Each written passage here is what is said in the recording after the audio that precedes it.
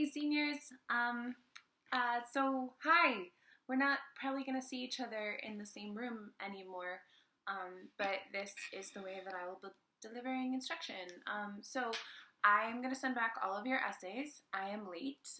You can talk me points or give me detention or something. I guess we're all in detention right now, indefinitely inside. So I'm going to send those back today.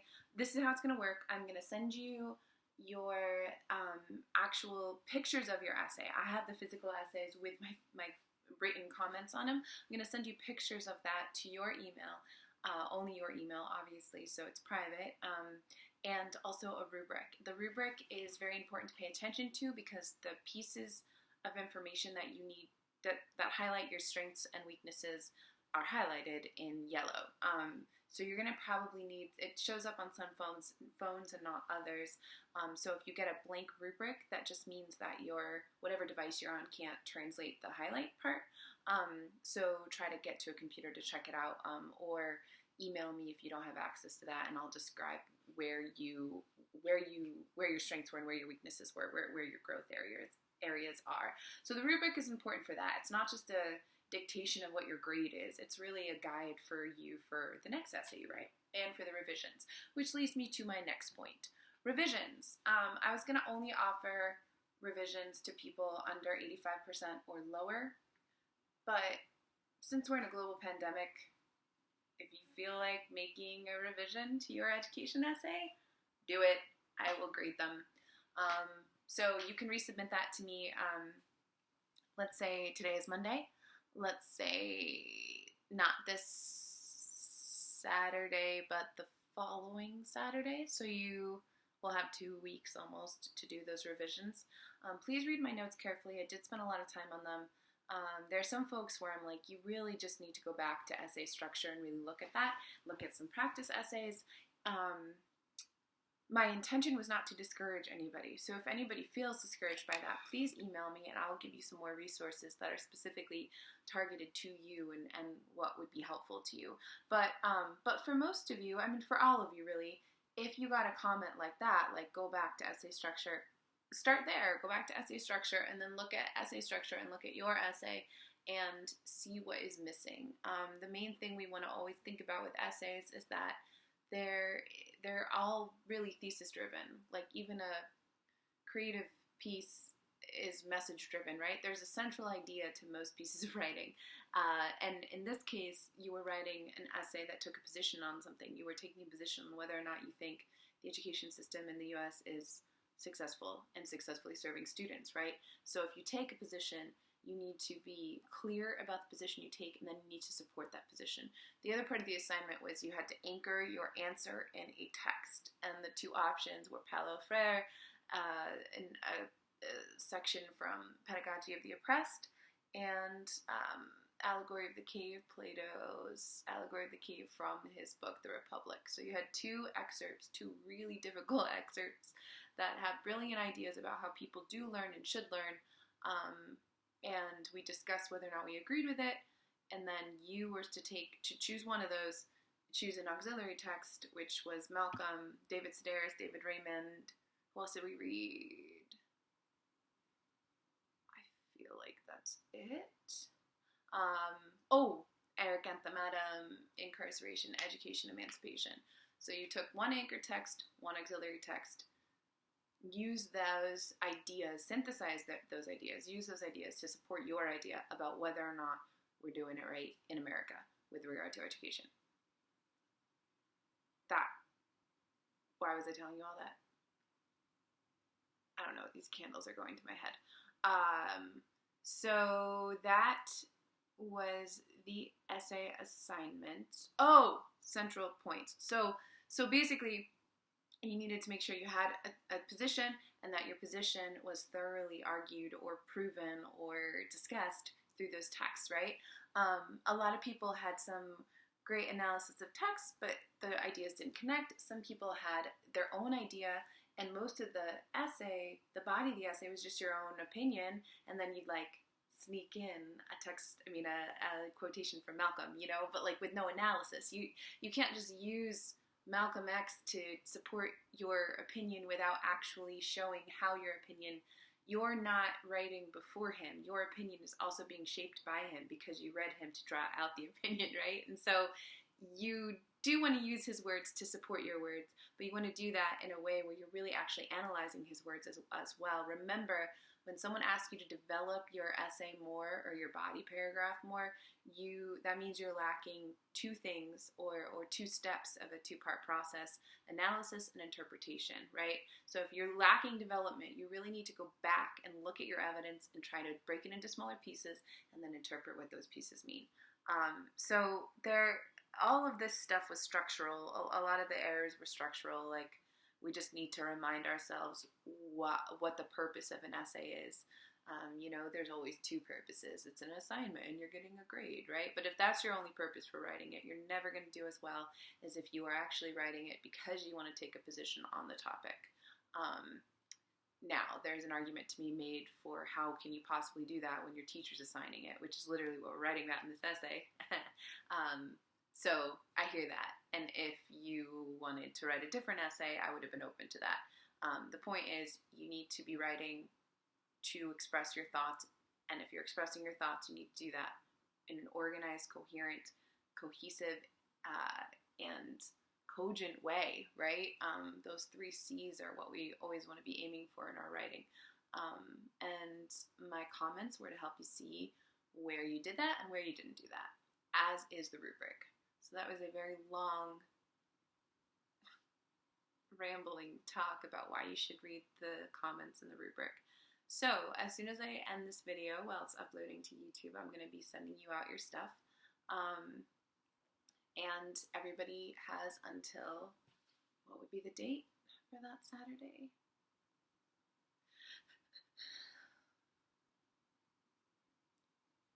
April 10th to resubmit the essay, the revision, for a regrade. If you submit a revision and for some reason you get a lower grade on the revision, your higher grade will stay in the grade book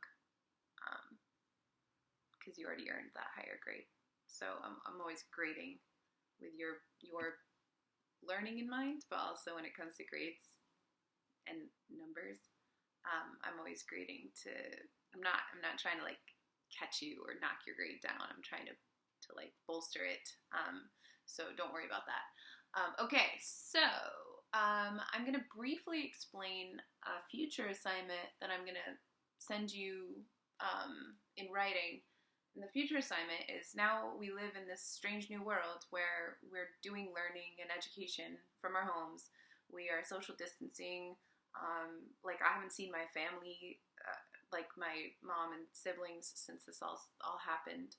And I'm going to stop seeing the only 2 people I was seeing, which are just 2 friends who I had seen since we were quarantined, and so it made sense. But now it doesn't make sense because they're in the world exposed to other people, and so very soon it will just be me in these YouTube videos, and I'll go wild and mad. It's so much harder to talk to a video than to your faces. I hate this. Okay, so it's a weird world and weird reality we live in. To that end, you have taken a position on how you think the United States handles education. We then started on the sort of dissecting this idea of American identity, and we were doing that through a lot of really incredible poetry that we will revisit, not in this video, but in a future video. And I kind of want your future assignment to be, how do those 2 thoughts connect now through this situation? Like, what is America's response to this pandemic? Has it been positive? Has it been good? Has it been useful? Has it been helpful to the world? I'm really interested to hear what you think about that. But then also, like, what is domestically, what is the United States approach been to education? Like, we already have an equity issue in education, as many of you wrote about. What is distance learning or online learning looking like for kids who don't have computers, right? What's happening, right? You're You're experts on education because you've been in school for 12 years, but you also just wrote these essays, not just several months ago, you wrote essays on it. And I'm really interested, now that you've done that studying and thinking, how does Plato fit into this? How does Frere fit into this? Does online education increase the likelihood of teachers approaching students as if they're containers to be filled up with information? Or is this going to be a breakthrough for education and help us? I don't know what I think about it. I know I miss being in class talking to you.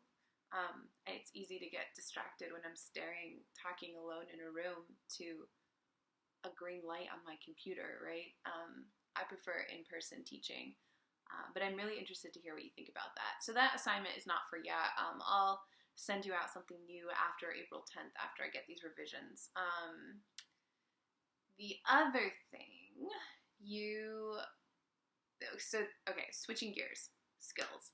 There were 3 things that many people were making mistakes or errors on their 3 growth areas. Let's say it that way. And one of those things is passive voice. We're using passive voice too much, some of us. The other thing is concision. We need to learn and talk about concision. We've talked about that in class, but we're going to revisit it. And sentence fragments, which was an interesting thing. Some of you who do not speak in sentence fragments by any means, at all. Some of you are writing in sentence fragments, and that was fascinating to me. And so we'll talk about that in a minute too.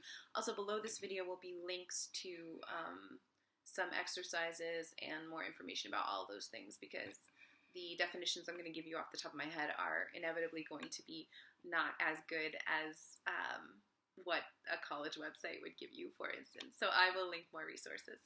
Let's start with passive voice. Passive voice is essentially it's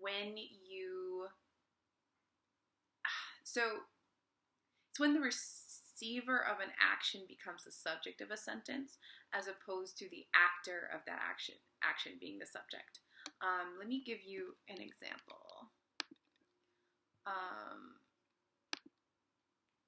Let me find an example. Okay.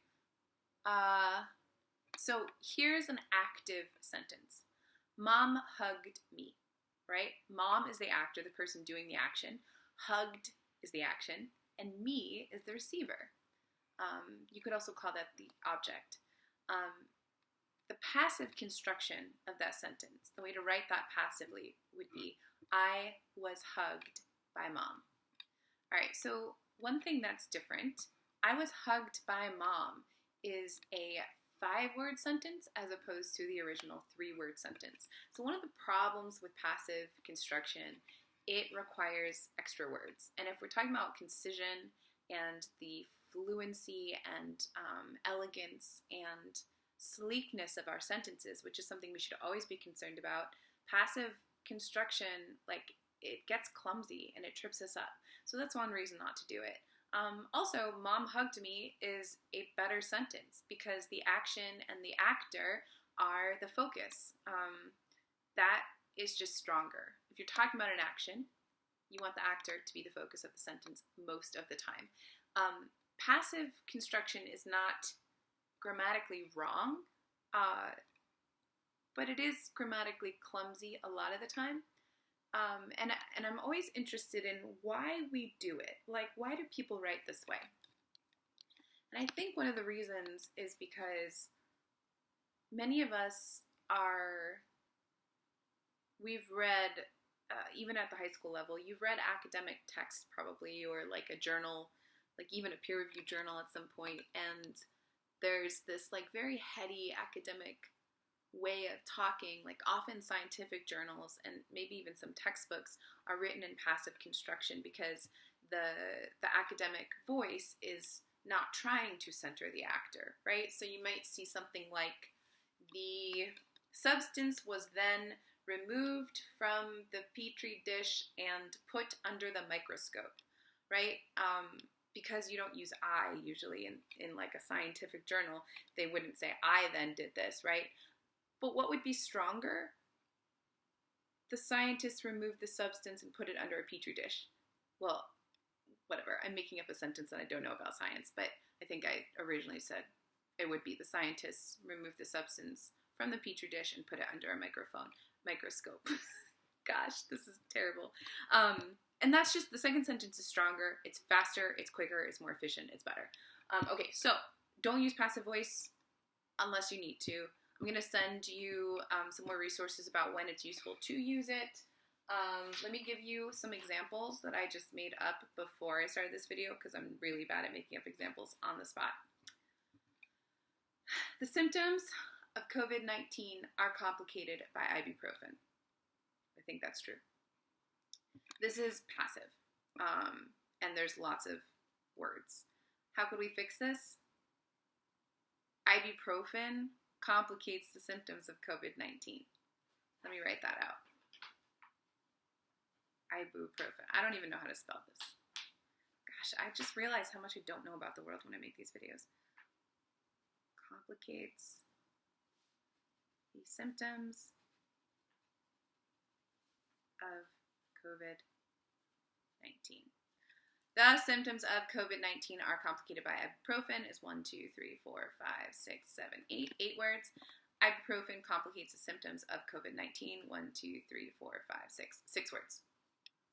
We lost 2 words, which is better, and also it's a clear sentence.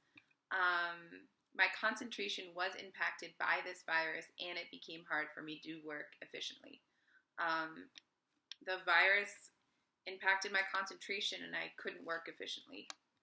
Faster sentence, more emphatic sentence, there's more authority when you use active as opposed to passive voice. So I'm going to stop babbling about this. Try to avoid using it. I pointed it out as many times as I saw it in your work, or I tried to point out all the times. And the first link under this will be a link to, I'll label them. There'll be a couple links about passive voice, some exercises, and some further explanation that is not rambling and headache me. Okay, the next thing was concision. So we talked about this a little bit just now when I was talking about passive voice. Concision is just when you're using too many, a lack of concision is when you're using too many words to say something. So you're going to look for reducing repetition, redundancy. Repetition should only ever be used as a tool in your writing. So if you are repeating something because you're just rephrasing something to buy time, don't, because that costs you concision. And unnecessary details can sometimes cost you concision, and that can be tricky. So it's really just about making sure that you're not using something like passive voice, which will inflate your sentences with extra words that you need in order to make that construction work. That's one thing. Another thing is always be aware of your structure and your organization, because if you don't know what your thesis is, you're far more likely to lack concision, because you'll be saying extra things you don't need because you didn't have one central point to line it up with, right? You didn't have a way of eliminating what you didn't need because you weren't sure what you needed. So if you are really working on your organization, your concision will probably be on point as well. And also just making sure, along with the organization, look at your paragraphs. At the paragraph level, you should have something called a unified paragraph or a unity of paragraph. And that is just that there's one idea to each paragraph, and all of your ideas under that idea support that idea, right? And if you're writing an essay, not a standalone paragraph, that idea, the topic sentence, is something that supports your thesis statement as well. So understanding structure, avoiding passive voice, avoiding unnecessary repetitions and redundancies are ways that you can really, really work on sharpening your concision in your writing. What was the third thing I said we needed to look at? Oh, sentence structure. Oh man, this is so cute. I think. Oh yeah, this is, I don't know if you can see this. It says, I don't think you can see this. It says social media, family togetherness. And that's my family calling me on social media right now while I'm doing a video. Okay, so the other thing is sentence structure, specifically these sentence fragments that some people are doing or making or using. So a full sentence is 2 parts: subject, predicate. That's a very simple full sentence. So if you are lacking one of those two things, you have a problem and you have a sentence fragment. This is very difficult to explain in words without a board or examples for you. So I would want you to go down and look at these links and practice avoiding fragments. Fragments can be used stylistically. Like you'll often see them in, sometimes you'll even see them in op-eds. You might see them in like creative nonfiction, personal essays, because they can emphasize something. That's a stylistic decision people make, but they make it knowingly, right? What I'm seeing is fragments that are not used for building emphasis and not used stylistically, but they're just being used because we're not understanding basic sentence structure. And once again, I'm not hearing the folks using this speaking this way. You're not speaking in fragments. So this is just something maybe we need to learn from the most elementary level, what a sentence is, so we can avoid using fragments. And I know y'all know what a sentence is, right? But it's different. It's different to know and define it, and to be able to see those mistakes in your own writing. It's always harder to see it in your own writing. Okay, so I think that's it. I'm going to leave links below. I'm going to send out your grades, and I don't want you to worry about, like, moving forward. I feel like it's just, like, do what you can. Like, we're in the middle of a global pandemic, and I'm not going to be a harsh or severe grader at this time because that doesn't make sense to me to do that. However, I do want to offer you the opportunity to continue being enriched because it's an enrichment program. So let's work on your writing if you want to. I'm here. And other than that, take care of yourselves, take care of your families, be kind to yourself and to others, and be safe. And I will talk to you soon.